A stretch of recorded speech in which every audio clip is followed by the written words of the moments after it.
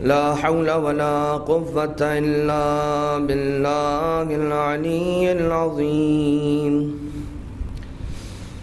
حسبنا الله ونعم الوكيل، نعم المولى ونعم النصير.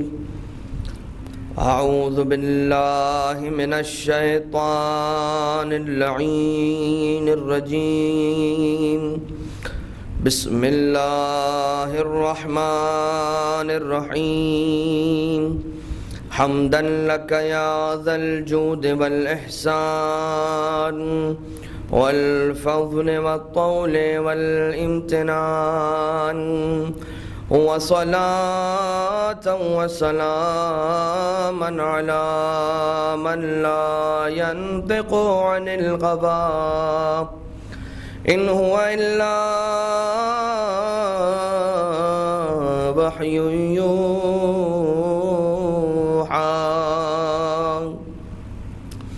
حبيب قلوبنا وشفيع ذنوبنا وطبيب نفوسنا، مولانا ومولى الثقلين، جد الحسن والحسين، أبي القاسم المصطفى محمد. اللهم صل على محمد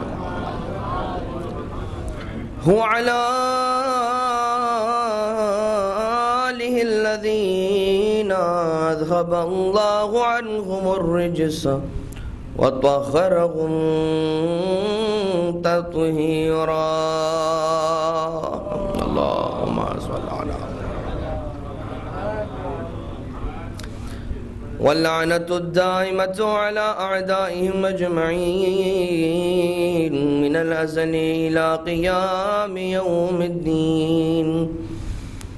أما بعد، فقد قال الله تبارك وتعالى في محكم كتابه المجيد وفرقانه الحكيم، وقوله الحق وهو أصدق القائلين. بسم الله الرحمن الرحيم. ومن يعظم شعائر الله فإنها من تقوى القلوب. وقال رسول الله صلى الله عليه وآله وسلم: إن الحسين مصباح الهدى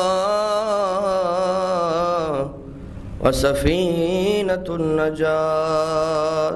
صلوات. اللهم صل على محمد وعلى محمد. لائق صد احترام مومنین اور مومنات، ہماری گفتگو کا سلسلہ آگے بڑھ رہا تھا اور بات یہاں تک پہنچی تھی کہ انسان اپنے آپ کو خدا تعالیٰ سے مخلص کرنے کے بعد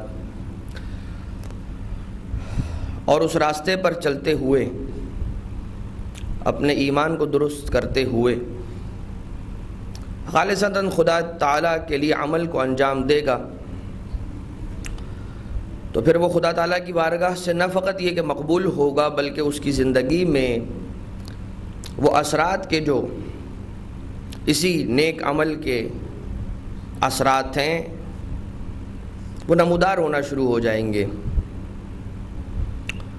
اور جیسا کہ آپ کی خدمت میں عرض کیا جا چکا ہے کہ ایمان دل کی اس کیفیت کا نام ہے کہ جب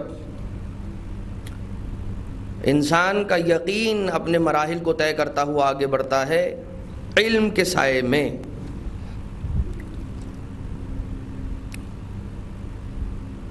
تو پھر اس کی زندگی میں بدلاؤ آتا ہے. عزیزان محترم، خدا تعالیٰ کا دین، جیسا کہ قرآن کریم میں ارشاد باری تعالیٰ ہے کہ بسم اللہ الرحمن الرحیم ان الدین عند اللہ الاسلام،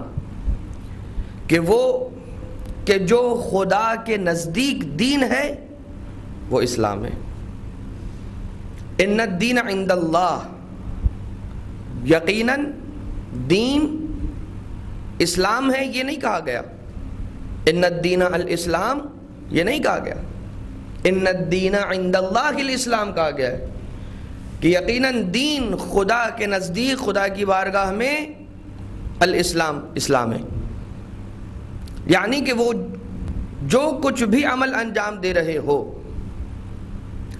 اس کی قبولیت کے لیے تمہارا یہ سمجھتے رہنا کہ ہاں میں اسلام کے قوانین پر عمل کر رہا ہوں کافی نہیں ہوگا. وہی دین اسلام ہو کہ جسے خدا تعالیٰ بھی دین اسلام کہتا ہے. چونکہ اچھا یہ بات کہنے کی ضرورت کیوں پیش آئی؟ اس لیے کہ جب انسان علم حاصل کرتا ہے، چونکہ ہماری مقدماتی گفتگو علم کے عنوان پر ہوئی تھی کہ جو مقدمہ قرار پا رہی تھی انسان کے علم، انسان کے ایمان، انسان کے یقین، انسان کے اخلاص کے پیدا ہونے کے لیے. تو اگر انسان جب تھوڑا بہت علم حاصل کر لیتا ہے، اس سے شریعت ہی کی بات کی جا رہی ہے اس وقت، تو کچھ جانکاری ہونا شروع ہو جاتی ہے، تو پھر جب اس کے اگر عام زبان میں یہ کہا جائے کہ کچھ پر نکلنا شروع ہو جاتے ہیں، تو پھر وہ موقع آتا ہے کہ وہاں پر اس حاصل کردہ تھوڑے سے علم کے نتیجے میں وہ اپنی سوچ کو دوڑانا شروع کرتا ہے، وہ اپنی عقل بیچ بیچ میں لانے کی کوشش کرتا ہے. اور اگر نہ بھی لانے کی کوشش کر رہا ہو تو چونکہ اپنے آپ کو سمجھدار سمجھ رہا ہوتا ہے یا خود واقعی میں سمجھدار بھی ہوتا ہے، انٹیلیجنٹ بھی ہوتا ہے،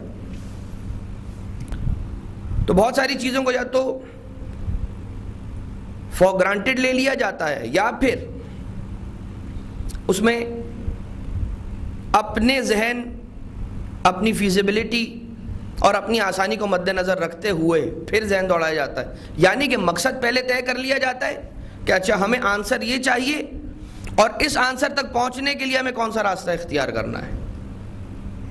دیکھیے اگر انسان، یہ زندگی کے روزمرہ ڈیلی روٹین لائف کی مثال آپ کی خدمت میں پیش کی جا رہی ہے، جب انسان کسی کو فون لگانا چاہتا ہے کمیونیکیٹ کرنے کے لیے، ٹیلی فون لگانا چاہتا ہے تو یا اپنا سیل فون اٹھاتا ہے یا کارڈلیس سیٹ اٹھاتا ہے اور اس کے بعد اس میں نمبر ڈائل کرنا شروع کرتا ہے. اور نمبر ڈائل کرنے کے بعد جتنے بھی ڈیجٹس ہوتے ہیں، فار ایگزامپل 8 ڈیجٹس ہیں، 8 ڈیجٹس اس نے لگا دیے اور اس کے بعد کان پہ ہیڈ سیٹ کو رکھا اور اب بیل بج رہی ہے، سامنے والے نے فون کو اٹھایا اور اٹھانے کے بعد یہ بات منکشف ہوتی ہے، اس بات کا انکشاف ہوتا ہے، پتہ چلتا ہے کہ جس شخص کو میں فون لگانا چاہ رہا تھا اس نے نہیں اٹھایا، کسی اور نے فون اٹھا لیا. ایسا کیوں ہوا؟ اب یہ شخص لاکھ کہتا رہے کہ میں نے تو صحیح نمبر ڈائل کیا تھا، لاکھ کہتا رہے میں نے بالکل صحیح نمبر ڈائل کیا تھا، مگر نہیں، اس سے غلطی ہوئی ہے، اس سے غلطی ہوئی ہے. تو عزیزان محترم بہت سی جگہ پر خود اپنی غلطی کو تسلیم کر لینا خود انسان کی عقل مندی کی علامت ہوا کرتا ہے. تو وہی دین کہ جس دین کو ڈیفائن کر دیا گیا ہے، جس راستے کو ڈیفائن کر دیا گیا ہے، اگر انسان اسی راستے پر چلے گا تب وہ امید رکھے کہ ہاں میں نجات تک اور کامیابی تک پہنچوں گا. اس راستے کا نام دین ہے، اس راستے کا نام اسلام ہے.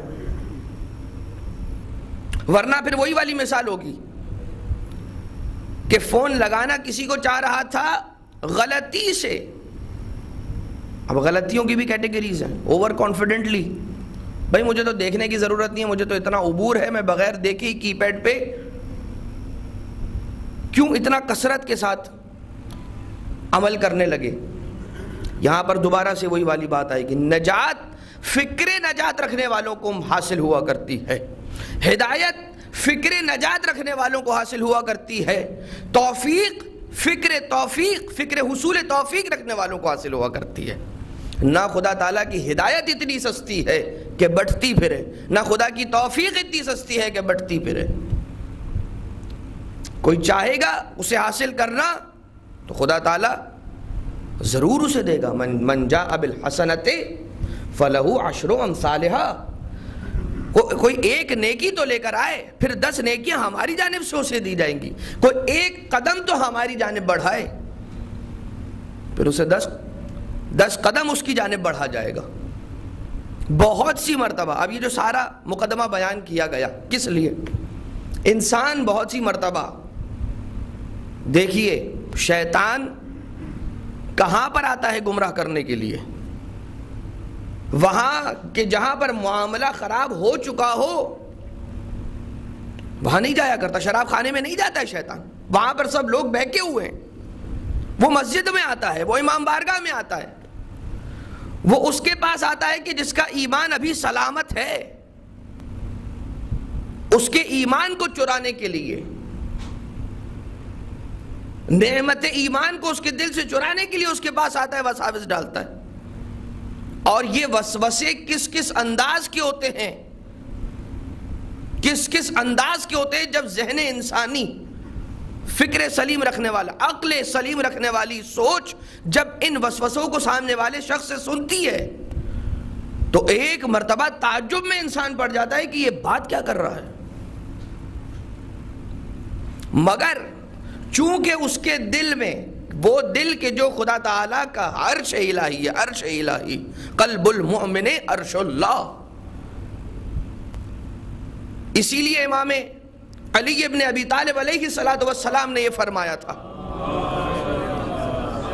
کہ میں نے اپنے دل کے دروازوں کو خدا تعالیٰ کے علاوہ تمام پر بند کر دیا گیا ہے، اب اس دل میں خدا کے علاوہ کسی کو داخلے کی اجازت نہیں ہے، امکان نہیں ہے، دروازے بند ہو چکے ہیں۔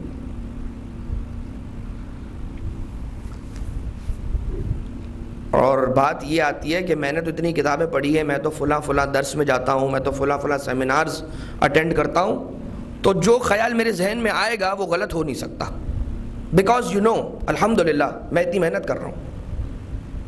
خود یہ سوچ یا یہ طریقہ سوچ ایک پڑھے لکھے شخص کا نہیں ہے۔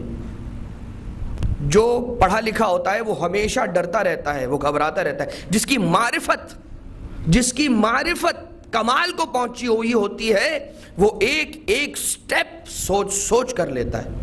یہی تو وجہ ہے کیوں کہا گیا انسان اپنی چال کو، یعنی ہر قدم جو وہ بڑھاتا ہے آہستہ آہستہ آہستہ آہستہ، یعنی کہ توقف کے ساتھ، رک کر، وقفے لے کر۔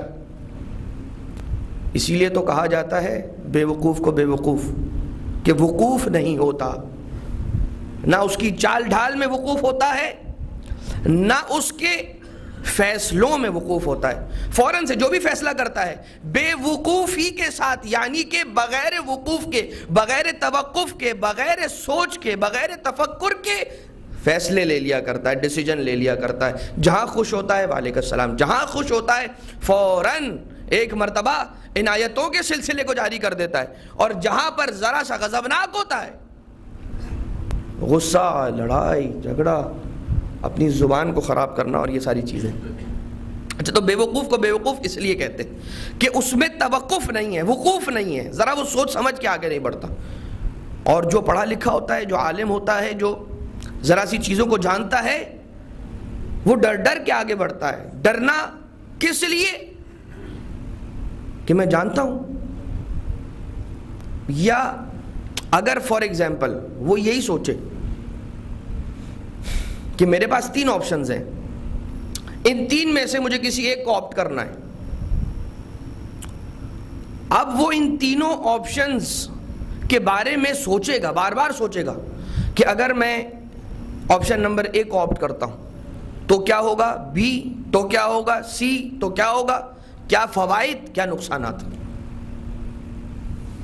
عام طور سے مثال پیش کی جاتی ہے اس شخص کے بارے میں کہ جو خود ڈاکٹر تو نہیں ہوتا مگر ڈاکٹر کے ساتھ رہ کر کمپاؤنڈر بن جاتا ہے، اور ڈاکٹر کو بہت سارے امور انجام دیتا ہوا دیکھ کر، اس سے سیکھ کر نوبت یہاں تک آ جاتی ہے کہ وہ حتیٰ آپریشنز کرنا بھی سیکھ لیتا ہے، آپریٹ بھی کر لیتا ہے۔ یعنی وہ اتنا اس کے ساتھ رہا، جہاں ڈاکٹر جا رہا ہے، جہاں جو وہ کر رہا ہے اسے دیکھ رہا ہے، اسے سیکھ رہا ہے، سیکھ لیا، اب اسے کاٹنا پیٹنا بھی آ گیا۔ مگر جب اس میں اتنی طاقت پیدا ہو گئی کہ چھوٹے موٹے آپریشنز کر لیتا تھا، ڈاکٹر کو دیکھ دیکھ کے سیکھ لیا. ہوتا ہے نا ہمارے یہاں، کراچی میں تو بہت ہوتا ہے. اب جب اس نے دیکھا کہ یہ اتنا سمجھدار ہے، کاپی کرنے میں ماسٹر ہے، کہا کہ دیکھو ماشاءاللہ تم نے سب کچھ تو کر لیا ہے، ٹھیک ہے، اور میرے ساتھ کھڑے رہ کر تھوڑا بہت، نہ یہ کہا جائے کہ پوری طور پر، کلی طور پر، کیا ہی بہتر ہے کہ جو تھوڑی بہت چیز باقی رہ گئی ہے اس کا کورس کمپلیٹ کرو اور ایک ڈگری، ایک سرٹیفکیشن حاصل کر لو. کہا ٹھیک ہے، بالکل بالکل. جاتا ہے، پڑھائی کرتا ہے، اور علم حاصل کرنے کے بعد اپنے علم کو علیکم السلام اس کمال تک پہنچاتا ہے کہ جو اس کے تقاضے ہیں، اس کی ضرورت ہے، اور باقاعدہ MBBS کی ڈگری، سرجن کی ڈگری لے کر آ جاتا ہے. اب کہ جب اس کے سامنے مریض لایا گیا اس سرٹیفکیشن کے بعد، پڑھ لکھ لینے کے بعد، گہرائیوں کو سمجھ لینے کے بعد، وہی شخص کہ جو ناآشنائی کے انداز میں، ناآشنائی کے دور میں پورا آپریشن کر لیا کرتا تھا، اب کہ جب اس نے اپنے ہاتھ میں وہ چاقو اٹھایا، وہ نائف اٹھائی کہ جس کے ذریعے سے اس نے آپریشن شروع کرنا تھا، اس کے ہاتھ کانپنا شروع ہو گئے. وہ ڈاکٹر ساتھ کھڑا ہوا ہے، مسکرا رہا ہے، کہہ رہا ہے بابا کرو، آپریشن شروع کرو. اس کے ہاتھ کانپ رہے ہیں اور وہ کہہ رہا ہے کہ میں نہیں کر سکتا. کہا کل تو تمہاری یہ صورت تھی کہ بہت تیزی کے ساتھ ان کاموں کو انجام دے لیا کرتے تھے، آج کیا ہو گیا؟ اب تو تمہارے پاس باقاعدہ طور پر سند بھی آ گئی ہے. کہا مجھے کل جو بات پتہ نہیں تھی، مجھے آج اس کی معرفت حاصل ہو گئی ہے. اب مجھے وہ رگیں بھی سامنے نظر آ رہی ہیں. غلطی سے اگر کوئی رگ آگے پیچھے کٹ گئی، میری غلطی سے بھی، تو سامنے والا شخص زندگی بھر کے لیے اندھا ہو سکتا ہے، زندگی بھر کے لیے بہرا ہو سکتا ہے، زندگی بھر کے لیے اپاہج ہو سکتا ہے. جب معرفت کمال کو پہنچتی ہے تو پھر انسان کے دل میں خود بخود خوف آ جاتا ہے. وہ کچھ کہنے سے پہلے، وہ کچھ کرنے سے پہلے سوچ لیا کرتا ہے، سوچ سمجھ کر فیصلے لیا کرتا ہے، بے باکی کے ساتھ اور جرأت مندی کے ساتھ نہیں کیا کرتا کوئی کام. مگر افسوس ہے کہ ہمیں بہت سارے ایسے جملے سننے کو ملتے ہیں کہ ان میں بڑی جرأت ہوتی ہے، بڑی جرأت ہوتی ہے، اور اب انہیں اسی مجلس میں کچھ دیر کے بعد ڈسکس بھی کیا جائے گا. مگر بات بتلانا مقصد یہ کہ انسان کو پتہ تو ہو کہ جو وہ کر رہا ہے وہ کیا ہے، اور خدا تعالیٰ نے اس سے مانگا ہے تو کس صورت میں مانگا ہے. دین اپنی مرضی کا نام نہیں ہے، خدا تعالیٰ کے حکم کی تعمیل کا نام ہے، خدا تعالیٰ کی اطاعت کا نام دین ہے، اپنی مرضی کا نام دین نہیں ہے. یہ سارے جو مسائل ہوتے ہیں یہ کہاں سے جنم لیتے ہیں؟ جہالت سے، پتہ ہی نہیں ہوتا. اور دو قسم کے جاہل ہیں، ایک وہ جاہل کہ جو جانتا ہے کہ میں جاہل ہوں، دوسرا وہ جاہل کہ جو نہیں جانتا کہ میں جاہل ہوں.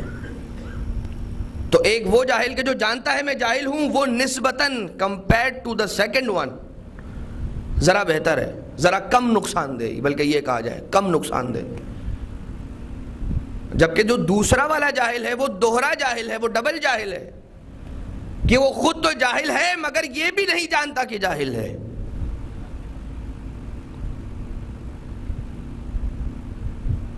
کبھی نہ جانتے ہوئے، آئیے امام معصوم، امام صادق علیہ السلام کے ایک صحابی،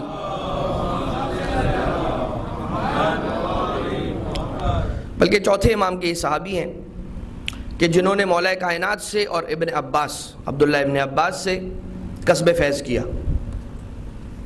آپ کا نام سعید ملتا ہے تاریخ میں، اور آپ وہ شخصیت ہیں کہ جو تربیت یافتہ ہیں باب علم کے، آقا علی ابن ابی طالب علیہ السلام کے در کے تربیت یافتہ ہیں، ان کی صحبت میں آپ نے وقت گزارا، ان سے علم حاصل کیا، ان سے دین کو سیکھا، تو اب ان کا یقین اور ان کا ایمان اور ان کا اخلاص کس لیول پر ہوگا وہ دیکھیے۔ ایک مرتبہ حجاج ابن یوسف ثقفی، وہ ظالم و جابر بادشاہ کے جس نے ظلم کی وہ پہاڑ سادات پر توڑے کہ اس سے بڑا سفاک بادشاہ ہمیں تاریخ میں نہیں ملتا، سادات کو دیواروں میں چنوایا گیا، نئے نئے انداز سے ان پر سخت سے سخت ظلم ڈھائے گئے، عجیب عجیب انداز، ظلم کی داستانیں ہیں اور کتابیں بھری پڑی ہوئی ہیں ان واقعات سے کہ جو مظالم کے واقعات ہیں۔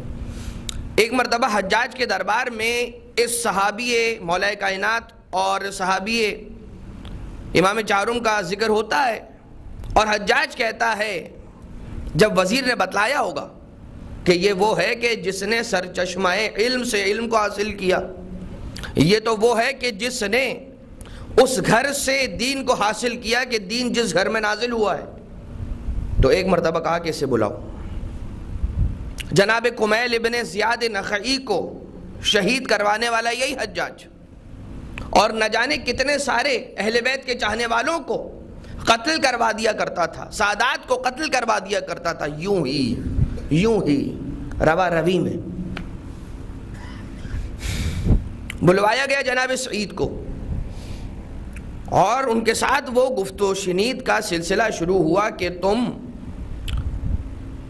ختمی مرتبت کے حوالے سے کیا خیال رکھتے ہو؟ کہا وہ رحمت للعالمین، وہ میرے سرکار ہیں، میں ان کے قدموں کی خاک کے بھی برابر نہیں ہوں۔ اور اس کے بعد وہ سوالات کا سلسلہ شروع ہوتا ہے، چند اور بھی شخصیات کے حوالے سے سوال کیا جاتا ہے، اور ان کے حوالے سے یہ حجاج پوچھتا ہے کہ یہ بتاؤ کہ اس وقت وہ ہستیاں اور وہ شخصیتیں جنت میں ہوں گی یا جہنم میں؟ تو جناب سعید کہتے ہیں دیکھو حجاج، نہ میں جنت کا دورہ کر کے آیا ہوں، نہ مجھے جہنم میں جانے کا کوئی اتفاق ہوا ہے، تو میں تمہیں کیسے بتا سکتا ہوں کہ کون کہاں پر ہوگا؟ اچانک اس کا لہجہ بدلا، اور غضبناک لہجے میں حجاج یہ کہتا ہے کہ اگر تم چاہو تو میں تمہیں معاف کر سکتا ہوں، بشرطے کہ تمہیں مجھ سے معافی مانگنا ہوگی گڑ گڑا کر۔ جناب سعید رحمت اللہ تعالی علیہ، بصارت بھی رکھنے والے، بصیرت بھی رکھنے والے، حکمت بھی رکھنے والے، کہا اگر مجھے معافی کا مانگنا، مگر مجھے معافی مانگنا ہوگی تو خدا تعالیٰ کی بارگاہ سے مانگوں گا، میں تم جیسے شخص کے ہاتھ کے سامنے ہاتھ پھیلانے کو مناسب نہیں سمجھتا۔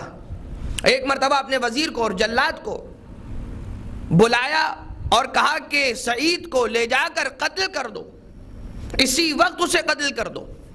جناب سعید نے ایک مرتبہ اپنا رخ قبلے کی طرف کیا اور قرآن کریم کی وہ آیت پڑھنا شروع کی، بسم اللہ الرحمن الرحیم، وجہت وجہی للذی فطر السماوات والارض، اپنے آپ کو شہادت کے لیے تیار کر دیا،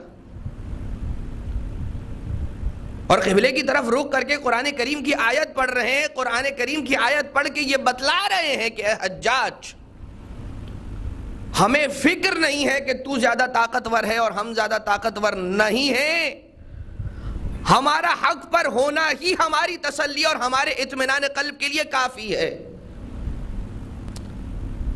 اور ہم احتجاج کرنے کو تمہارے سامنے مناسب ہی نہیں سمجھتے کہ بات سمجھائی اسے جا سکتی ہے کہ جو سمجھدار ہو، لہذا فقط و فقط جو کیا قرآن کریم کی آیت کی تلاوت کی۔ جب یہ سنا کہا کہ سعید کا رخ قبلے کی طرف سے موڑ دو، تو پھر ایک آیت قرآنی کی تلاوت فرمائی، بسم اللہ الرحمن الرحیم، فَأَيْنَمَا تُوَلُّوا فَثَمَّ وَجْهُ اللَّهِ، جہاں پر بھی تم رخ کرو گے خدا تعالیٰ کو موجود پاؤ گے، جو پہلی آیت پڑھی تھی اس کا کیا ترجمہ تھا؟ وجہت وجہی للذی فطر السماوات والارض، میں نے اپنے چہرے کو اس ہستی کی جانب موڑ دیا ہے کہ جس نے زمین و آسمان کو خلق کیا ہے، یعنی وہ کہ جو زمین و آسمان کو پیدا کرنے والا ہے وہ حاضر و ناظر ہے، وہ مجھے دیکھ رہا ہے، کہ وہ یہ بھی دیکھ رہا ہے کہ مجھ پر ظلم ہو رہا ہے، اور میں قربانی پیش کر رہا ہوں، اسی کی بارگاہ میں متوجہ ہوں، اسی کی طرف اپنے چہرے کو رخ کو رکھا ہوا ہے۔ کیا اس کے معنی فقط و فقط چہرے کو رکھنے کے ہیں؟ فقط چہرہ قبلہ رخ کر لینے سے خدا تعالیٰ کی طرف ہونا اور اس کے راستے پر ہونا کافی ہو جاتا ہے؟ نہیں، اس آیت کی تلاوت کے ذریعے سے بتلا رہے ہیں، اعلان کر رہے ہیں کہ اگر میرا چہرہ قبلے کی طرف ہے تو پھر میرے اعضاء و جوارح سے صادر ہونے والے اعمال بھی وہ ہیں کہ جو رضا الہی کے مطابق انجام پانے۔ وجہت وجہی للذی فطر السماوات والارض، سعید کا رخ قبلے کی جانب سے موڑ دیا جائے۔ بسم اللہ الرحمن الرحیم، فَإِنَّمَا تُوَلُّوا فَثَمَّ وَجْهُ اللَّهِ، کہ جہاں پر بھی تم اپنا رخ موڑ لو، جس رخ پر بھی کھڑے ہو جاؤ، وہاں پر خدا تعالیٰ کو موجود پاؤ گے۔ کہا سعید کو زمین پر چت لٹا کر ذبح کر دیا جائے۔ ایک مرتبہ پھر قرآن کریم کی آیت کو پڑھا، بسم اللہ الرحمن الرحیم، منہا خلقناکم وفیہا نعیدکم ومنہا نخرجکم تارۃ اخری، کہ ہم نے تمہیں اسی مٹی سے خلق کیا ہے، اسی مٹی میں واپس پلٹانے والے ہیں، اور اسی مٹی سے تمہیں دوبارہ مبعوث زندہ کر کے اٹھانے والے ہیں۔ جناب سعید کا یقین، ایمان تو دیکھیے۔ اور اس کے بعد پھر خدا کی بارگاہ میں تسلیم ہو جاتے ہیں اور اس کے بعد دعا کرتے ہیں۔ بارالہ اب یہ ہو گئے مظلوم، ظلمن قتل کیا جا رہا ہے سعید کو، ظلمن، اور حق کی راہ پر ہوتے ہوئے اور حق کی راہ پر ہونے کی وجہ سے جناب سعید کو مارا جا رہا ہے۔ ہاتھوں کو اٹھایا دعا کے لیے اس دنیا سے رخصت ہونے سے قبل، اور دعا یہ کی بار الہ جس طرح سے حجاج کو تو نے مجھ پر مسلط کیا اور اس کا ظلم مجھے سہنا پڑا، اے خدا میرے بعد کسی کو حجاج کا ظلم سہنا نہ پڑے۔ کہا جاتا ہے کہ جناب سعید کی تو شہادت ہو گئی، مگر ان کے ناحق بہے ہوئے خون کا یہ اثر تھا کہ اس کے بعد حجاج بھی زیادہ دن زندہ نہ رہ سکا،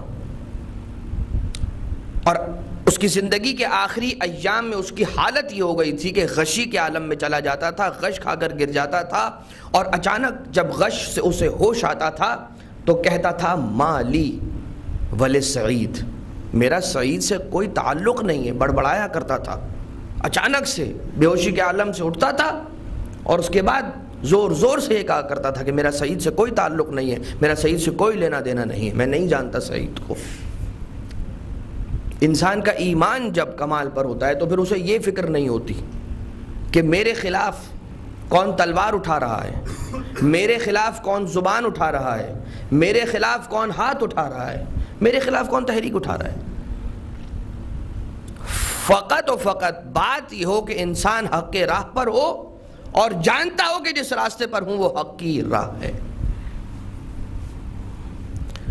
تو جو بات شروع ہوئی تھی اور جس آیہ وافی ہدایہ کی تلاوت کا شرف سرنامہ کلام میں حاصل کیا گیا تھا، بسم اللہ الرحمن الرحیم، وَمَن يُعَظِّمْ شَعَائِرَ اللَّهِ فَإِنَّهَا مِن تَقْوَى الْقُلُوبِ، جب انسان کا ایمان اپنے کمال کو پہنچتا ہے یا ان مراحل کو طے کر رہا ہوتا ہے، اس راستے پر ہوتا ہے کہ جو کمال کا راستہ ہے، اس کا ایمان بڑھ رہا ہوتا ہے علم، دین، اخلاص کے سائے میں، تو اگر اس کے دل میں تقوی ہوتا ہے تب جا کے وہ سچویشن اور تب جا کے وہ کیفیت آتی ہے کہ وہ شعائر اللہ کی تعظیم کرتا ہے۔ مطلب کیا ہو گیا؟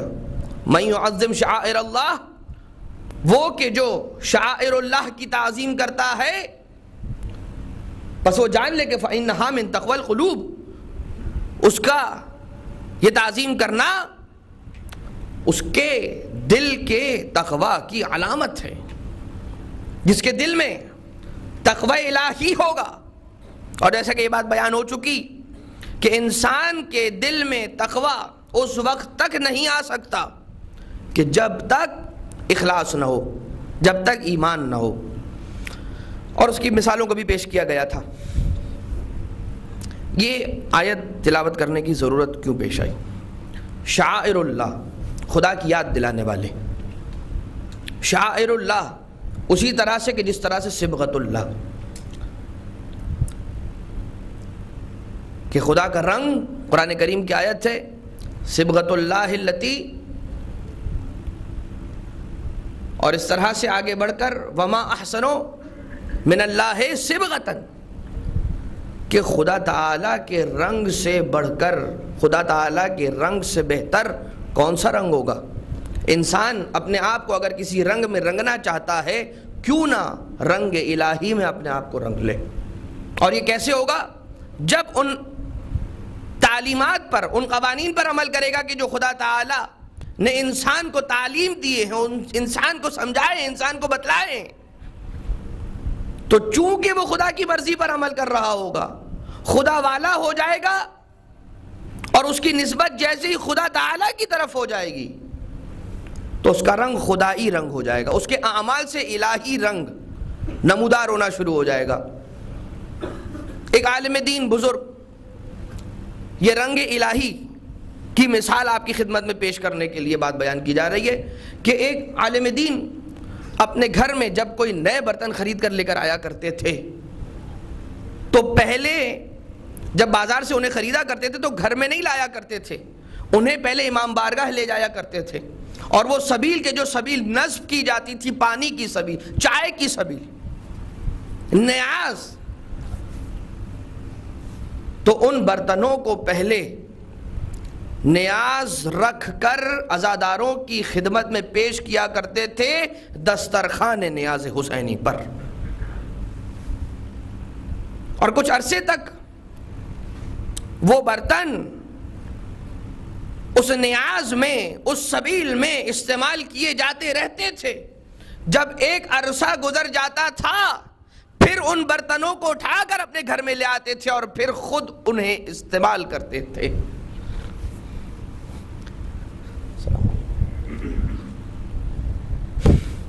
یہ کیوں کر رہے تھے ایسا؟ اب عالم دین ہے، مجتہد ہے، جانتے ہیں، جانکاری رکھتے ہیں، بصیرت کے ساتھ یہ کام انجام دیا ہے اس لیے تاکہ وہ برتن کے جن برتنوں کو وہ لا کر اپنے گھر میں اپنے استفادے کے لیے رکھنے والے ہیں پہلے ان پر رنگ عزاء حسینی چڑھ جائے اور اس کے بعد پھر وہ اپنے استعمال میں لے کر آئیں. ہو سکتا ہے کہ آج کے بڑے بڑے انٹلیکچوئلز آ کر کھڑے ہو جائیں اور یہ سوال کریں مولانا دنیا کہاں چلی گئی؟ آپ ابھی تک یہیں پر رکے ہوئے ہیں، اٹکے ہوئے ہیں، پھنسے ہوئے ہیں. کہتے رہیے ہم عشق حسین میں مجنون ہو چکے ہیں، آپ نے جو کہنا ہے کہہ دیجئے، مگر وہ سکون اور وہ اطمینان کہ جو ہمیں عزاء امام حسین علیہ السلام سے حاصل ہوتا ہے وہ دنیا کے کسی دل کو اور کسی قلب کو نہیں ہوتا ہے. کیوں نہیں ہوتا؟ وہ اس لیے کہ اس کا دل، چلے اس کے ہاتھ ماتم کر بھی لیتے ہیں جن کا تعلق اگر دائرہ اسلام سے نہیں ہے، وہ بھی تو آقا حسین کا ماتم کرتے ہیں، مگر فرق کیا ہے؟ ایمان ہے، یہاں ایمان نہیں. تو اگر کوئی آ کر یہ سوال کرتا ہے کہ ہمیں عزاداری کی یہ رسم سمجھ نہیں آتی، بلکہ یہ نہ کہا جائے رسم، ربش، یا یہ عزاداری کی یہ بات ہمیں سمجھ نہیں آتی، تو انہیں یہی جواب ہے کہ آپ سمجھنے کی کوشش کر رہے ہیں اس لیے سمجھ نہیں آ رہی. سمجھا عقل سے جاتا ہے، جو معاملہ دل کا ہو وہ ذہن میں کیسے سما سکتا ہے؟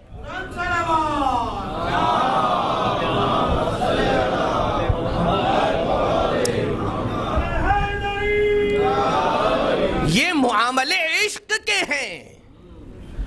اور یاد رکھیے یہ وہ عشق ہے کہ جس عشق کو انجام دینے کا حکم خود باری تعالیٰ نے عنایت فرمایا ہے، اور یہ عشق وہ عشق ہے کہ جو ہر کسی کو نصیب نہیں ہوتا، جس کی توفیق ہوتی ہے اسے یہ عشق منانا ملتا ہے، اس کے دل میں یہ عشق سماتا ہے۔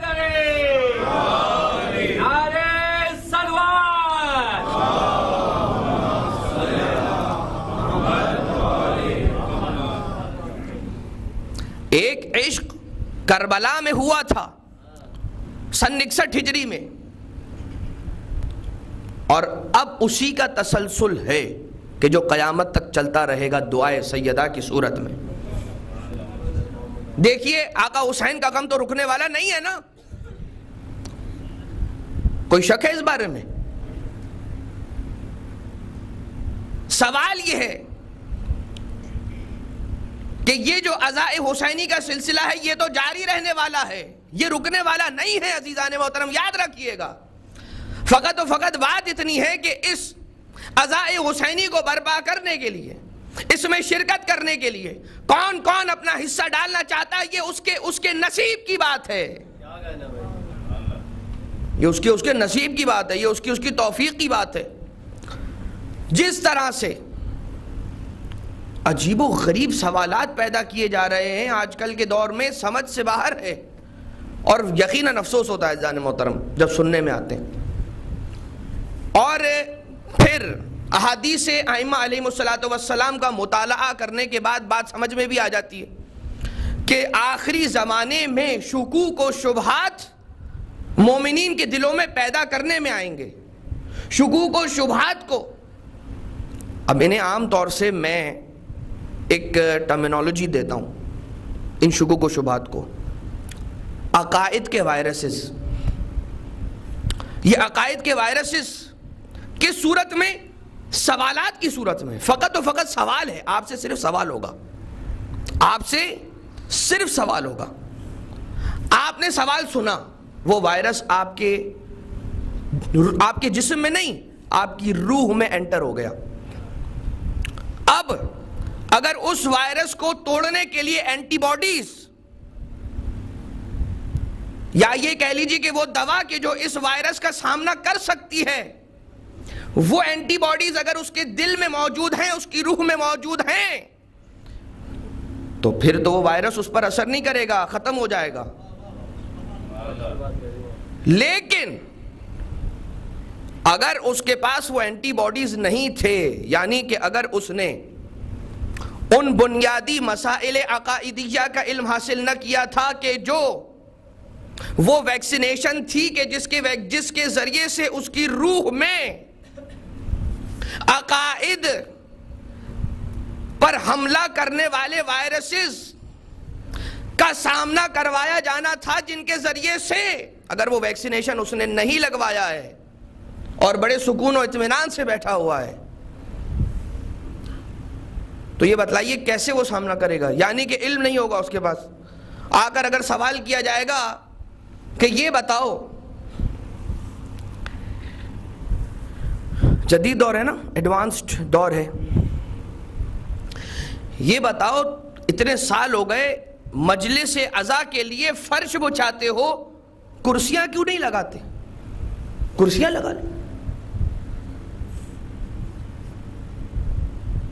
اگر اس سوال کو کوئی سنے اس کے پاس جواب نہ ہو، کیا کہے گا؟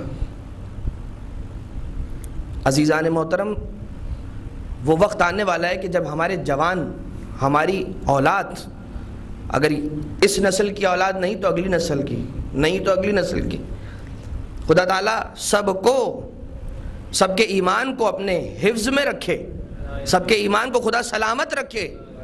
مگر کیا کوئی ایسا عمل بھی ہے کہ جو ہمیں انجام دینا ہے اور ہم اس سے غافل ہیں؟ بابا مجھے یہ بتاؤ کہ کائنات کی شہزادی جس جگہ پر آ کر زمین پر بیٹھتی ہو، کسی چاہنے والے کو کیسے گوارا ہو سکتا ہے کہ کرسی لگا کر بیٹھ جائے؟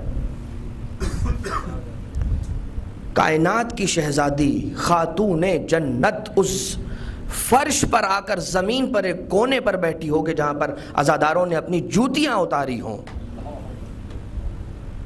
اور خود وہ یہ کہے کہ میں بلند مقام پر بیٹھنا چاہتا ہوں، میری روح قربان جناب سیدہ پر، میرا جسم قربان جناب سیدہ پر، میری جان قربان، میرے والدین قربان.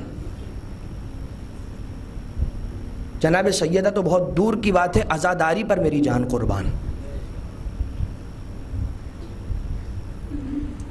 بہت عرصہ ہو گیا ابھی تک رو ہی رہے ہو. ہم اور آپ کتنا روتے ہیں؟ 40 سال مسلسل روتے ہیں ہم اور آپ. اچھا تو یہ بتلائیے کہ مجلس عزا کا ہدف ہونا چاہیے، کوئی مجلس عزا کا کوئی ہدف ہوتا ہے، اگر وہ ہدف حاصل نہ ہوا تو مجلس عزا میں آنے کا کوئی فائدہ نہیں ہے. عجیب یہ سوالات ہیں، اور آج کل کے دور کے سوالات ہیں، وارد مسائل ہیں، یہ مبتلا بے مسائل ہیں. یہ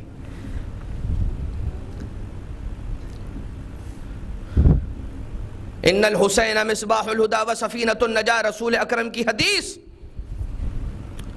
جب یہ کہا گیا کہ یہ کشتی کہ جو نجات کی کشتی ہے، کشتی کس چیز کی ہدایت کی مدد سے چلتی ہے؟ ستاروں کی مدد سے. دنیاوی کشتی کی بات ہو رہی ہے. اب یہ دیکھیے، یہ مسئلہ اسی وقت آتا ہے کہ جب ہم مستغنی کو محتاج سے کمپیر کرنے کی شروع کرتے ہیں، کی کوشش کرتے ہیں. وہ جو سردار ہے اسے غلاموں کے ساتھ مقابلہ کرنا، اس کا تقابل کرنا، یہ ہماری غلطی ہے. کہا یہ گیا، مولانا فخر الدین رازی نے اپنی تفسیر میں لکھا کہ یہ حدیث تو بالکل ٹھیک ہے، مگر اہل بیت کی کشتی جو ہے، عام کشتی ستاروں کی مدد سے چلا کرتی ہے. بہت مختصراً آپ کی خدمت میں عرض کر دیا جائے، عام کشتی ستاروں کی مدد سے چلا کرتی ہے، اور ستارے عربی زبان میں نجوم کہا جاتا ہے. رسول یہ فرما رہے ہیں، رسول اکرم نے فرمایا، ان کے یہاں پر ایک حدیث ہے، چاہے وہ صحیح السند ہو یا خود اس پر ان کی ریزرویشنز ہو، اصحابی کا نجوم، کہ میرے صحابی ستاروں کی مانند ہیں. تو کشتی ہو گئی اہل بیت کی اور ستارے ہو گئے وہ اصحاب. یعنی کہ مولانا فخر الدین رازی اپنی تفسیر کبیر میں یہ فرما رہے ہیں کہ اگر اہل بیت کی کشتی بھی چلے گی تو اصحاب کے ستاروں کی ہدایت کی مدد سے. اب یہ سوال تو آ گیا، اور بڑا ہی سٹرونگ ایک دعویٰ، اور اگر کوئی جانتا نہ ہو تو فوراً کنفیوز ہو جائے گا، بولے گا یہ بھی رسول کی حدیث، وہ بھی رسول کی حدیث. مگر پہلے سن لیجئے کہ اس حدیث کہ یہ جو اصحابی کا نجوم ہے، خود ہمارے برادران اہل سنت کے یہاں پر اس حدیث کے حوالے سے ریزرویشنز ہیں، وہ خود اس حدیث کو صحیح نہیں مانتے. چلیں پھر ہمارے ایک عالم نے جواب دیا اس انداز سے کہ اگر ہم یہ فرض کرتے ہوئے کہ یہ حدیث ٹھیک بھی ہے تو فقط مولانا فخر الدین رازی سے ایک سوال کرنا چاہیں گے، ایک سوال. اور ہمارا سوال یہ ہے کہ آپ یہ بتائیے کہ آپ یہ تصور کر رہے ہیں کہ اہل بیت کی کشتی چل رہی ہے اور کسی مقصد، کسی ہدف تک پہنچنا چاہ رہی ہے، اور اس ہدف تک پہنچنے کے لیے ہدایت کی محتاج ہے، اور وہ ہدایت پاتی ہے ان ستاروں سے کہ جن ستاروں کو رسول نے یہ فرمایا. تو مجھے فقط اتنا بتلا دیجئے کہ رسول نے کیا کہا تھا. رسول نے یہ کہا تھا کہ جو اس کشتی میں نجات، جو اس کشتی میں سوار ہو جائے گا وہ نجات پا جائے گا، یا جب یہ کشتی چل کر اپنی منزل تک پہنچ جائے گی تو نجات پا جائے گا؟ میں سوال یہ کرنا چاہتا ہوں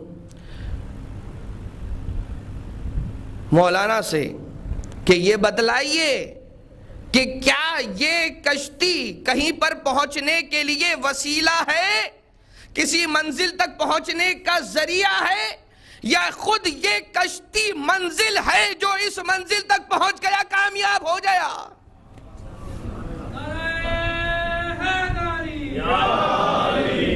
جو اس کشتی میں آ کر سوار ہو گیا وہ کامیاب ہو گیا. اب ہمیں کسی کا نام لینے کی ضرورت نہیں. دیکھ لو کون اہل بیت کی کشتی میں سوار ہے، جو نظر آ جائے وہ نجات یافتہ، جو نظر نہ آئے وہ غرق ہو گیا۔ اسی طرح سے سوال یہ کیا جاتا ہے کہ مجلس عزا میں آنے کا ہدف کیا ہے؟ میں فقط اتنا سوال کروں گا، مجلس عزا کو مجلس عزا کیوں کہتے ہیں؟ مجلس بیٹھک، عزا لفظ عزا تعزیت، جو تعزیت نکلا ہے وہ عزا ہی سے نکلا ہے۔ تعزیت یعنی مجلس عزا، مجلس تعزیت کسے تعزیت پیش کر رہے ہیں؟ رسول اسلام کو، رسول خدا کو تعزیت پیش کر رہے ہیں۔ کس بات کی تعزیت پیش کر رہے ہیں؟ سن 61 ہجری میں ان کا ایک نواسہ تھا، کربلا کے بن میں 3 دن کی بھوک و پیاس کے ساتھ عالم غربت میں مار دیا گیا تھا۔ ہمارے پڑوس میں کسی کا انتقال ہو جاتا ہے، ہم پہنچ جاتے ہیں کھر کھرا کرنے کے لیے، تعزیت پیش کرنے کے لیے۔ یہاں ہمارے رسول کے نواسے کا انتقال ہو گیا، اگر شہید کر دیا گیا، ان کی قربانی اگر نہ ہوتی تو آج رسول کو کوئی جانتا نہ ہوتا۔ نبوت تو ہوتی مگر نام محمد نہ ہوتا، یہ جملہ پہلے کہا جا چکا ہے۔ نبوت تو ہوتی، منصب نبوت پر محمد کے علاوہ کسی اور کو بٹھایا ہوتا۔ اور تاریخ کا مطالعہ کرنے والے افراد اس نام سے بھی واقف ہے کہ کس نے یہ کہا تھا کہ جب تک نام رسول کو اذان سے نہ نکال دوں میں سکون سے نہیں بیٹھوں گا۔ آقا حسین علیہ السلام، یعنی کہ خود اس مجلس میں آ جانا یہ ہدف ہے۔ جو اس مجلس میں آ کر، اس فرش عزا پر آ کر بیٹھ گیا، وہ اپنی منزل تک پہنچ گیا۔ جو کشتی حسین پر سوار ہو گیا وہ اپنی منزل تک پہنچ گیا۔ یہ اور بات ہے کہ کشتی پر سوار ہونے کے بعد اسے ملے گا کیا، مجلس عزا میں آنے کے بعد اسے ملے گا کیا، یہ اور بات ہے۔ مگر یہ نہیں کہا جا سکتا کہ مجلس عزا میں آنے کا ہدف کچھ اور سفینہ حسین پر سوار ہونے کا ہدف کچھ اور۔ کیوں نہیں کہا جا سکتا؟ سماعت فرمائیے۔ بہت سی مرتبہ انسان بالکل صحیح راستے پر ہو رہا ہوتا ہے، چل رہا ہوتا ہے، اسے ڈسٹریکٹ کرنے کے لیے کوئی ایسی بات کہ جو اپیلنگ ہو، کہ جو اس کے دماغ کو اپنی طرف کھینچ رہی ہو، اٹریکٹ کر رہی ہو، وہ اسے پیش کی جاتی ہے۔ یاد رکھیے، اسی لیے کہا جاتا ہے کہ جو فقط و فقط اپنی عقل سے دین کو سمجھنے کی کوشش کرے گا وہ گمراہ ہو جائے گا۔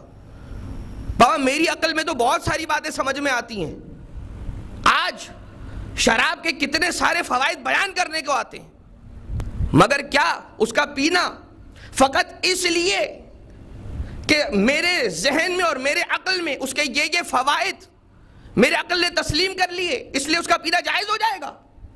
یعنی کہ شریعت محمدی میں اگر کوئی بات ایسی ہو کہ جو میرے عقل میں اس کے برخلاف سمجھ آ گئی، شریعت میں تبدیلی واقع ہو جائے گی؟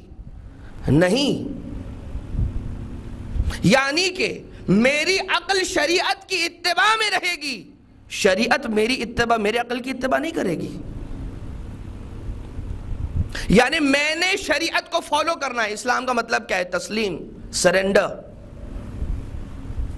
الاسلام ہوا تسلیم، یعنی میری روح بھی تسلیم، سرنڈر، میری آنکھیں بھی تسلیم، میرے ہاتھ بھی تسلیم، میری عقل اور میرا ذہن بھی تسلیم، اب کوئی میرا دل بھی تسلیم، یعنی کہ اب کوئی میری سوچ رہی نہیں، میں وہی سوچوں گا اپنی عقل سے کہ جو اسلام چاہتا ہے کہ سوچوں، میں وہی چاہوں گا اپنے دل سے کہ جو اسلام چاہتا ہے کہ چاہوں، وہی کروں گا اپنے ہاتھوں سے کہ جو اسلام چاہتا ہے کہ کروں۔ میں اسلام کے تابع ہوں، اسلام میرے تابع نہیں ہے۔ آقا حسین علیہ السلام نے کیا فرمایا اپنے بیٹے سید سجاد علیہ السلام سے کہ اے بیٹا جب مدینہ جانا تو بلغ لشیعتنا سلامی، میرے شیعوں کو میرا سلام پہنچانا اور کہنا کہ تمہارا آقا کربلا کے بن میں غربت کے عالم میں پردیس میں مارا گیا، اور فرمایا کہ یہ بتلانا، یہ پیغام دینا کہ مجھ حسین نے تم سارے چاہنے والوں کے لیے پیغام پہنچایا ہے کہ شیعتی مہما شربتم عذبا مائن فذکرونی، کہ جب بھی ٹھنڈا پانی پینا تو مجھے یاد کر لینا، او سمعتم بغریب او شہید فندبونی، کہ جب کسی غریب کا نام سننا، جب کسی شہید پر رونا چاہنا تو مجھ پر رو لینا۔ پھر فرمائے لیتکم فی یوم عاشورا جمیعا تنظرونی۔ آقا حسین جناب سید سجاد کے ذریعے سے جو ہم تک اتنا امپورٹنٹ پیغام وقت رخصت پہنچا رہے ہیں، وہ پیغام یہی ہے کہ دیکھو تمہارا کام زندگی بھر یہی ہے کہ جب بھی میری یاد آئے رو لینا، جب ٹھنڈا پانی پیو تو مجھے یاد کر لینا، جب کسی غریب کا ذکر سنو مجھے یاد کر لینا۔ کیوں نہ کہا کہ میرے شہادت کے ہدف کو یاد کر لینا، کیوں نہ کہا؟ امام رضا علیہ السلام جناب دیبل خزائی کو بلاتے ہیں، عظمت سلطان العرب والعجم علی ابن موسیٰ رضا علیہ السلام پہ بلند صلوات۔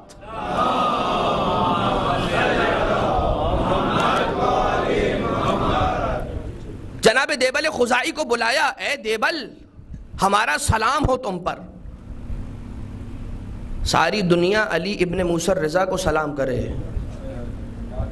اور آقا علی ابن موسیٰ رضا علیہ السلام اس دیبل کو سلام کرے کہ جو اہل بیت کی مصیبت میں مرثیے لکھنے والا ہے۔ اے دیبل مرحبا تم پر کہ تم ہمارے مددگار ہو۔ اہل بیت کا مددگار دیبل، مصیبت کو یاد کروانے والا اہل بیت کا مددگار، پردے کو آویزہ کرنے والے خود امام رضا علیہ السلام، خود کھڑے ہو کر پردے کو آویزہ کیا، خواتین کو پس پردہ بلایا گیا، مجلس امام حسین علیہ السلام برپا کی۔ آقا امام رضا علیہ السلام نے خود اپنی نظارت میں وہاں پر مجلس عزا کو برپا کر کے بتلا دیا کہ یہ ہدف ہے۔ جب ہم جمع ہو جاتے ہیں تو ہمارا ہدف یہ ہوتا ہے کہ کسی طرح سے ذکر حسین کی محفل ہو جائے۔ آج بھی آپ نے دیکھا ہوگا کہ چند مومنین جب بھی اپنے گھروں میں، خاص طور سے جب فیملی گیدرنگز ہوتی ہیں، رشتہ داروں کو بلاتے ہیں، بیٹھتے ہیں، کھانے پینے کی کوئی محفل ہوتی ہے، گیدرنگ ہوتی ہے، تو کہتے ہیں 2 جملے مصائب کے پڑھ دیجئے۔ میں جانتا ہوں ایسے مومنین کو، 2 جملے مصائب کے پڑھ دیجئے، یا زیارت عاشورہ پڑھ لیجئے یا دعائے ندبہ پڑھ لیجئے۔ ہم آ کر بیٹھے تو ہیں ہی، کیا خوب ہو جائے کہ یہ محفل شہادت، ذکر شہادت حسین میں تبدیل ہو جائے، کیا ہی خوب ہو۔ ایسے افراد ہیں۔ اور مجھے یہ بتلائیے، وہ جو کہتے ہیں کہ ہدف ہدف ہدف، جب آقا امام زمان علیہ السلام تشریف لائیں گے،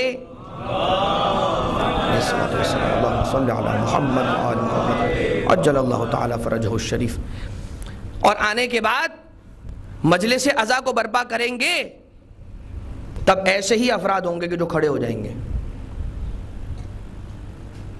عدل و انصاف سے دنیا بھر چکی ہے، ظلم و جور سے دنیا خالی ہو چکی ہے، اب کوئی ہدف باقی نہ رہا پورا کرنے کے لیے۔ اب کیوں مجلس عزا ہو رہی ہے؟ قیامت میں جنت الفردوس میں مجلس عزا ہو رہی ہوگی۔ امام صادق علیہ السلام کی روایت بیان کر رہا ہوں، وقت نہیں ہے ورنہ عربی پڑھ کر سنائی جاتی۔ جب وہ مومنین وہاں پر اس مجلس میں بیٹھے ہوں گے، جب وہ سارے ایگزامز اور سارے امتحانات اور سارے حساب و کتاب کو کلیئر کر چکے ہوں گے، اور انہیں کہا گیا ہوگا کہ اب جاؤ اور جنت میں داخل ہو جاؤ، ہم فیہا خالدون، ہمیشہ ہمیشہ کے لیے وہاں پر رہو۔ تو جب وہ راستے سے جنت تک کا سفر طے کر رہے ہوں گے، جب دیکھیں گے وہاں پر مجلس عزا برپا ہوئی ہے، جنت کو ترک کر دیں گے، جا کر مجلس عزا میں بیٹھ جائیں گے، اور انہیں حوران جنت آواز دے دے کر بلا رہی ہوں گی کہ ہم ہی وہ ہیں کہ خدا تعالیٰ نے ہمیں تمہاری خدمت کے لیے یہاں پر مہیا کیا ہے۔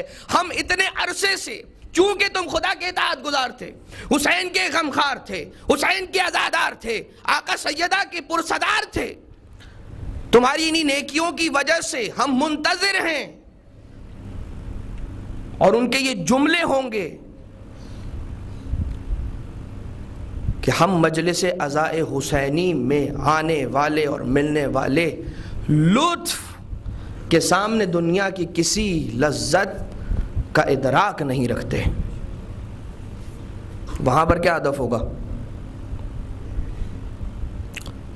ایسے زمانے آخر دوبارہ سے وہیں پر بات پہنچ جائے کہ جہاں سے ہم چلے تھے. آخری زمانے کی نشانی ہے شکوک و شبہات کو پیدا کیا جائے گا کہ جس کے نتیجے میں جوانوں کے ذہنوں میں یہ سوال آئے گا، خاص طور سے وہ بزرگان کے جو سالوں سے اعمال نیک کو انجام دے رہے ہوں گے، جب شکوک و شبہات پیدا کیے جانا شروع کریں گے تو ان کے ذہنوں میں سوالات پیدا ہو جائیں گے کہ ہمیں کنفیوژن ہونے لگا ہے کہ آج تک جو ہم کر رہے تھے وہ صحیح تھا یا جو بات اب آ رہی ہے یہ صحیح ہے. متوجہ ہیں عزیزو؟ امام باقر علیہ السلام اپنے وقت آخر امام صادق علیہ السلام کو وصیت کر کے جا رہے ہیں، رقم دے کر جا رہے ہیں، یہ کہتے ہوئے کہ میدان منی میں جب حاجی آ کر جمع ہو جائیں تو اس رقم کو مختص کرنا اس کام کے لیے کہ میدان منی میں ہمارے جد مظلوم کربلا حسین کی مجلس کو برپا کرنا.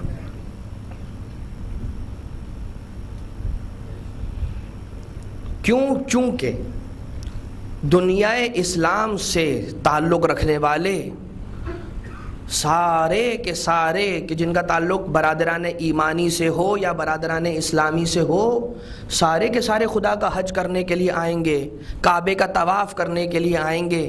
ذرا انہیں بھی تو پتہ چل جائے کہ اگر کعبہ کسی کی قربانی، کسی کے خون کے صدقے میں باقی ہے تو وہ ذات حسین ابن علی کی ذات ہے.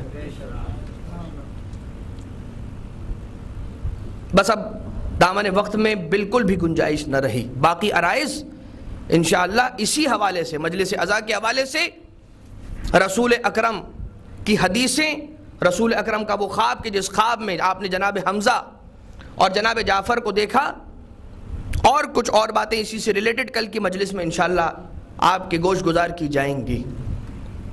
مگر یہ سوال کرنے والے تو بڑی آسانی کے ساتھ سوال کر کے گزر گئے آگے. مجھے نہیں معلوم کہ وہ ان کے کون سے گناہ تھے کہ جن کی وجہ سے ان کے ذہنوں میں یہ سوالات آئے. مجھے نہیں معلوم کہ وہ کون سے مقدمات تھے کہ جو طے پائے کہ جس کی وجہ سے ان کا دل فقط و فقط ان کی زبان نے گوارا کیا کہ یہ سوال بھی اپنی زبان پہ لے آئیں. مجھے یہ بتلائیے کہ جس کے بیٹے کی موت ہو جاتی ہے، جب وہ آ کر کسی امام بارگاہ میں کہ جہاں پر اس کے بیٹے کا جنازہ رکھا جاتا ہے، یا اس غسل خانے کے باہر اگر آ کے بیٹھ کر رو رہی ہوتی ہے، کوئی جا کر اسے یہ سوال کرتا ہے کہ تمہارے رونے کا ہدف کیا ہے؟ دیکھیے ایک بار پھر یہ کہہ رہا ہوں کہ اثرات تو ملنے ہی ہیں، مگر یہ کہا جائے کہ ہدف ہی کچھ اور ہے تو یاد رکھیے وہ ہمیں کسی خاص ہدف سے قریب نہیں کرنا چاہ رہے، مجلس عزا سے دور کرنا چاہ رہے ہیں. قرآن اٹھا کر جنگ بندی کرنے کا اعلان کرنے والے قرآن سے محبت نہیں کرتے تھے. وہ انسانوں کو، وہ علی کے چاہنے والوں کو جنگ صفین میں قرآن کے قریب لانا نہیں چاہ رہے تھے، علی ابن ابی طالب کی اطاعت سے دور کرنا چاہ رہے تھے. فقط و فقط اتنا بتلائیے، ہم اور آپ رو کے تھک جاتے ہیں، اس بیٹے کے رونے کا کیا عالم ہوگا جب پانی وضو کے لیے سامنے دیکھتے ہیں. جناب زین العابدین ایک مرتبہ کربلا کا رخ کرتے ہیں، کہتے ہیں السلام علیکہ یا ابا عبداللہ. یہی وہ پانی تھا کہ جو میرے بابا کو نہ دیا گیا، یہی وہ پانی تھا کہ جس سے اہل حرم کو محروم رکھا گیا. چھوٹے چھوٹے بچے خیموں میں اللہ تش کی صدائیں پکارتے رہے، پانی نہ دیا گیا. آقا سید سجاد اتنا گریہ فرمایا کرتے تھے، پانی مضاف ہو جاتا تھا، وضو کے قابل نہ رہتا تھا. ایک مرتبہ جب بازار سے گزرتے ہیں، قصاب اپنی دکانوں پر موجود ذبیحوں پر بڑی تیزی کے ساتھ حکم دیتے ہیں کہ اس ذبیحے پر کپڑے کو ڈال دیا جائے، کہیں ایسا نہ ہو حسین کا لال سجاد دیکھ لے اور اسے اپنے بابا کا کٹا سر یاد آ جائے، اپنے بابا کا وہ چھنی سینہ یاد آ جائے، اپنے عباس کے کٹے بازو یاد آ جائے۔ ہاں عزیزان محترم، دن ڈھل جایا کرتا تھا، سید سجاد رات کی تاریکی میں اپنے گھر سے نکلا کرتے تھے۔ ایک صحابی نے دیکھا، آقا سید سجاد کا پیچھا کیا، آقا سید سجاد آہستہ قدموں کے ساتھ ایک درخت کے سائے میں جا کر بیٹھ جاتے ہیں، اپنے امامے کو اتارتے ہیں، اپنی ابا کے دوش کو ہٹایا، ایک مرتبہ آستینوں کو چڑھانے کے بعد کربلا کا رخ کر کے اِنَّا لِلَّهِ وَإِنَّا إِلَيْهِ راجعون پڑھتے جاتے ہیں، واہ حسینہ کی صدائیں بلند کرتے جاتے ہیں، واہ عباسہ کی صدائیں بلند کرتے جاتے ہیں، واہ اکبرہ، ارے میرے بابا حسین کو 3 دن کا بھوکا پیاسا شہید کر دیا گیا۔ یہ صحابی چاہتا ہے کہ آقا سجاد کو جا کر دلاسا دے اور چند ایسے محبت بھرے جملے، سہارے بھرے جملے آقا سید سجاد سے کہہ دے، شاید آقا کے غم میں کوئی کبھی واقع ہو جائے، مگر ہمارے اور آپ کے غم کو سننے کا مرحلہ اور ہے۔ سید سجاد کا خود دربار میں رہ کر ماں پھوپھی بہنوں کے بے مقنع چادر سروں کو دیکھ کر گریہ کرنا اور ہے، زمانے کے امام کا گریہ۔ ہم اور آپ آقا حسین کی مصیبت کو سن کر گریہ کرتے ہیں۔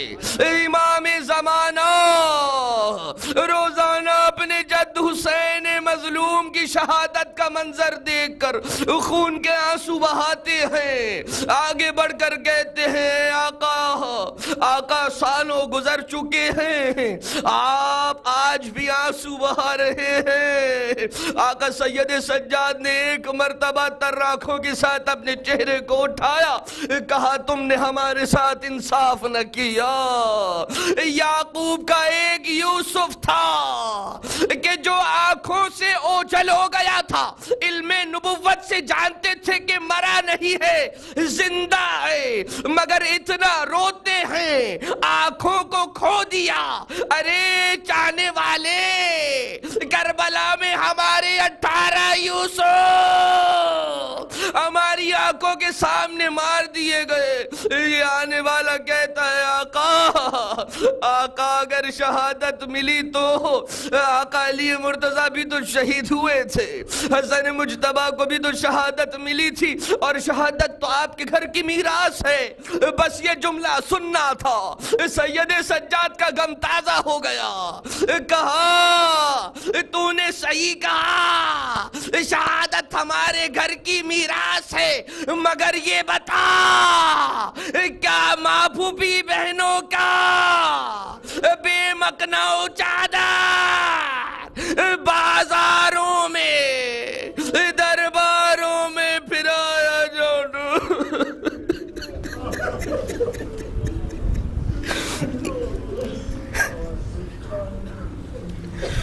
وَسَيَعْلَمُ الَّذِينَ ظَلَمُوا أَيَّ مُنقَلِبٍ ينقلبون۔ السلام على الحسين وعلى علي بن الحسين وعلى أولاد الحسين وعلى اصحاب الحسین۔ بارالہ اہل بیت پر جن نے بھی جس انداز سے ظلم ڈھایا ہے، خدا ان پر کبھی ختم نہ ہونے والے عذاب کو نازل فرما۔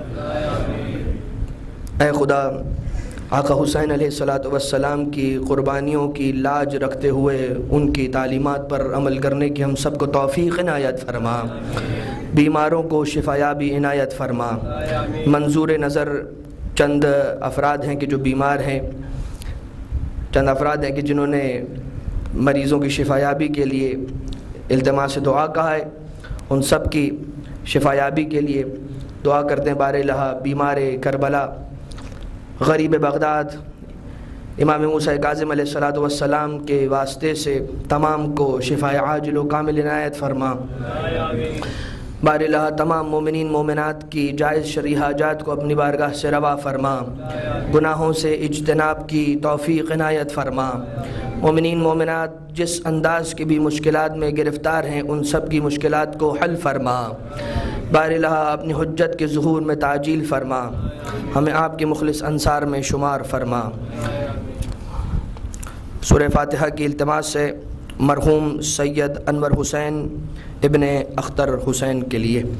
بسم اللہ الرحمن الرحیم، الحمدللہ رب العالمین، الرحمن الرحیم، مالک یوم الدین، ایاک نعبد و ایاک نستعین، اہدنا الصراط المستقیم، صراط الذین انعمت علیہم غیر المغضوب علیہم ولا الضالین۔